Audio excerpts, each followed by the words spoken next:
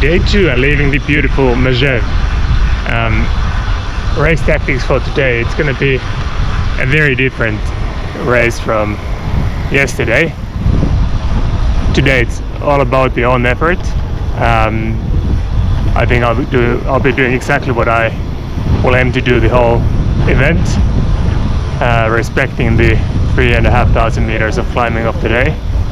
The second climb will be the main obstacle, that's 1,200 maybe, and then the final one will be a bit of a slug to the very end. It's gonna be not that steep but long, 20k, and we'll end up in Tigny.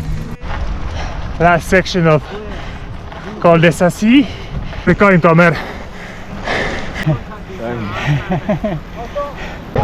Col de Sassy done. Now at the feet, and now we're off to Cormet de Coastline. Rolling on from town to town. Descent down to Beaufort done, and now on the climb to Cormet de Coastline. The other fins are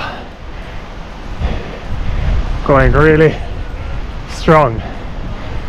Well done, guys. There's an Irish chap called Daniel, also known as Dan Martin, just driving past us.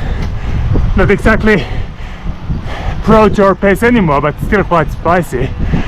Okay, the final part of Cormet de Coastline.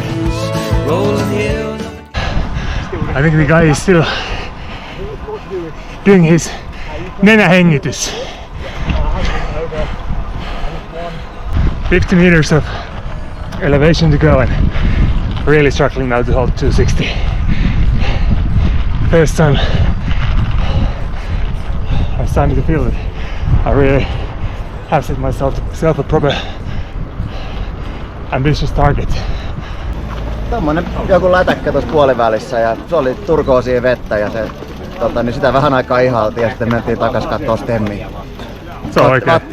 Kattien mukaan. So I made it to the top of the Cormet de Coastline, staying at roughly my target.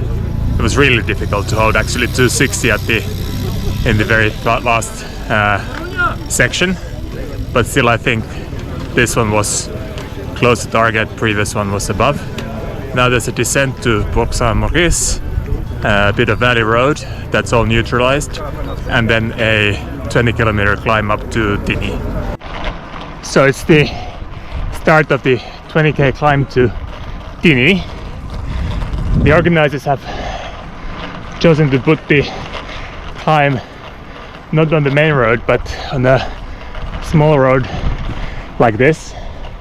Coincidentally, this used to be, in last summer, our ascent to the hotel where I was staying with my son and my father. So it's like riding home. That's for the first or next 4 or 5k. Then it's getting a bit more unknown terrain for me. But that's the main road up to Val d'Isère, and then we're gonna take the exit to Tigny. I'm not ready to surrender yet. However, legs are not great. Not a whole lot of footage on this climb. Simple reason, I'm cracked. Can do like zone 2 power. 2 and something to go. Stage 2 done. We're now in Tigny. There's the beautiful lake and Grand Casse. Final climb really cracked me. I don't know if it was the altitude or just the fatigue from earlier in the day. 2 first climbs went at target. Last one was just in zone 2 effort, trying to avoid cramps. All in all, good day. So it turns out I lost my place in top 100. But actually I was surprised. I thought I would have been in the top 100 after the first climb. I wasn't. I was like 125th, I think. And at the end I was 134th. I felt like I really cracked, but I think the results show that it actually was just a very hard climb. And then I think that's just sort of brings me to tomorrow. So stage 3 is gonna be probably the hardest. It's a bit less climbing, so 3,200 meters, but it's longer, 160k altogether, and it's gonna be very high. So first thing in the morning, we're gonna go through Col de Serran, which I think is at around 2,700, and then it's Telegraph and Calibier. From last year in Marmot, I know those altitudes are not easy for me, and I'm thinking I might just sort of wind down my targets or calibrate to the altitude. Telegraph, I'll give it my best. I know that's a good climb for me. It's like steady 8%. I like that sort of climbing. Maybe then I'll start a bit easier. I'll do a bit of math today, still like what is the corresponding wattage to 260 in this altitude, and try to sort of take that. Then I think Calibier is going to be just suffering.